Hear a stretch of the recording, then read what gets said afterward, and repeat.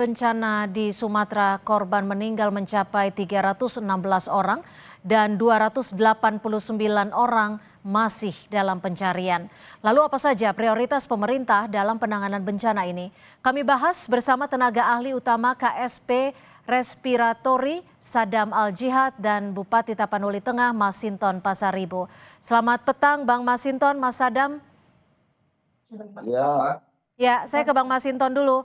Bang Masinton, seperti apa penanganan di Tapanuli Tengah sendiri hingga sore hari ini? Apakah kalau kita melihat dari penanggulangannya, bencana ini mencukupi anggaran Anda untuk menanggulangi korban-korban bencana? ya, terima kasih Mbak. Mohon maaf, kami sampai saat ini belum bisa melakukan penanganan secara optimal. Penanganan secara optimal kepada korban tadi karena dikondisikan keterbatasan kami. Saat pertama, personel pegawai kami yang juga adalah sebagian besar 80% itu juga adalah korban.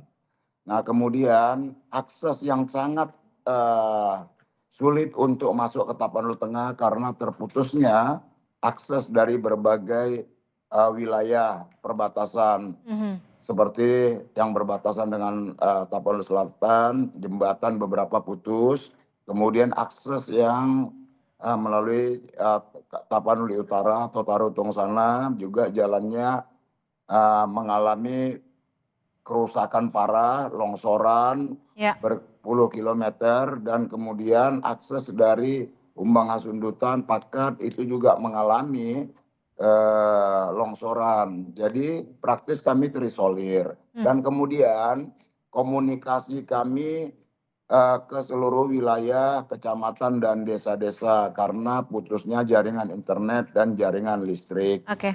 Nah, praktis kami sudah 5 hari merasa terisolir, tapi BNPB dari pusat di bawah pimpinan Pak Letnan Jenderal Suharyanto, Kepala BNPB, sudah datang ke Tapanuli Tengah dan Ya. Oke. membuat ininya poskonya juga.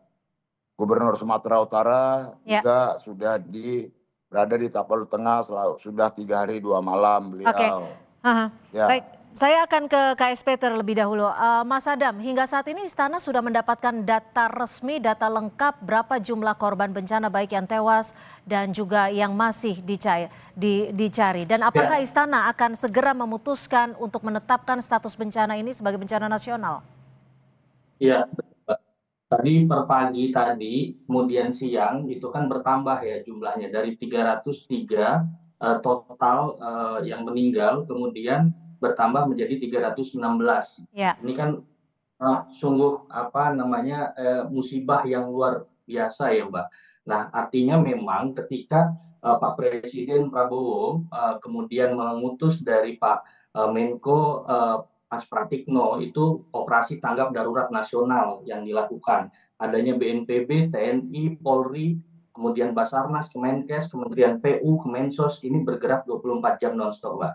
Nah, dalam posisi ini sebetulnya tadi kalau ditanya terkait dengan apakah bagaimana terkait dengan bencana nasional, nah sebetulnya tidak menutup kemungkinan, Mbak. Tapi memang perlu kita lakukan bagaimana data dan kajian dari BNPB itu sendiri. Yang kedua, bagaimana nanti tetapi sebelum itu Menteri Keuangan pun siap untuk mendistribusikan dananya APBN-nya untuk apa? Untuk bantuan di Sumatera Utara, di Sumatera Barat, dan juga di Aceh. Artinya operasi tanggap darurat nasional ini sebelum kita menunggu ataupun melihat kajian dari berbagai macam kementerian dan juga stakeholder itu kita bisa bergerak dengan cepat dan cepat.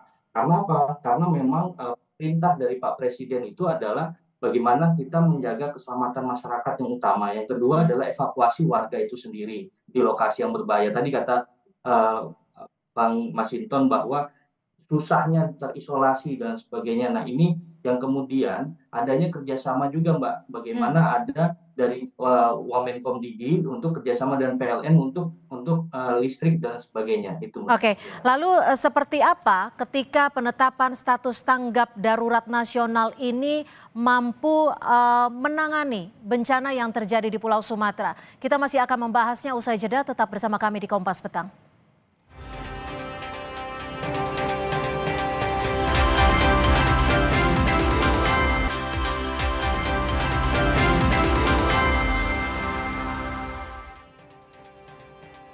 Lalu seperti apa penanganan bencana di Pulau Sumatera? Saya kembali ke Bang Masinton. Bang Masinton, kalau dari Anda sendiri mengajukan tidak untuk penetapan status bencana nasional? Karena kita tahu ini kan kerusakannya cukup masif, korbannya juga cukup banyak.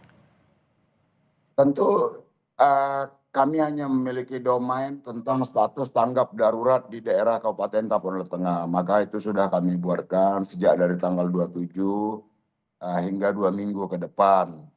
Nah, tentu kami berharap apapun itu statusnya, yang utama adalah bagaimana kami bisa dibantu oleh pemerintah pusat dan juga kalau gubernur sudah hadir sama kami selama 3 hari 2 malam ini dan pemerintah provinsi full membantu. Nah, sekarang tentu kami tidak bisa sendiri karena kami memiliki banyak keterbatasan dan tentu support penuh dari pemerintah pusat itu sudah disampaikan oleh Bapak Presiden dengan mengirim BNPB dan juga beliau juga intens mengikuti perkembangan dan saya juga intens melaporkan kepada Mensaskap dan juga Mensesnek. Oke, tapi sudah Anda catat belum peta resiko bencana ini nanti ke depannya akan seperti apa, membutuhkan anggaran berapa?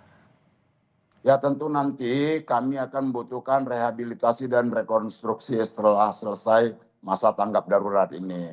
Nah tentu fokus kami hari ini adalah penyelamatan korban jiwa dan penyelamatan jiwa manusia yang hari ini mereka butuh logistik dan juga butuh vitamin, makanan, kesehatan dan lain sebagainya serta butuh penerangan listrik dan juga jaringan internet untuk dapat melakukan komunikasi ke keluarganya. Itu Mbak Tipa.